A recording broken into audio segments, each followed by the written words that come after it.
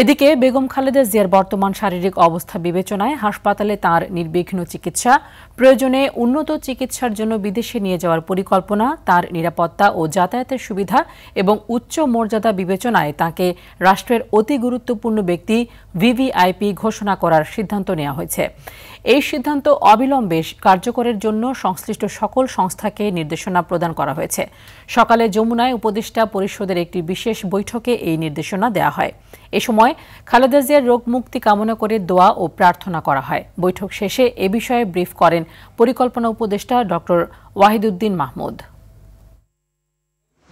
সভায় বেগম খালেদা জিয়ার বর্তমান শারীরিক অবস্থা বিবেচনায় হাসপাতালে তার নির্বিঘ্ন চিকিৎসা, প্রয়োজনে উন্নত চিকিৎসার জন্য বিদেশে নিয়ে যাওয়ার পরিকল্পনা, তার নিরাপত্তা ও যাতায়াতের সুবিধা এবং উচ্চ মর্যাদা বিবেচনায় তাকে রাষ্ট্রের অতি গুরুত্বপূর্ণ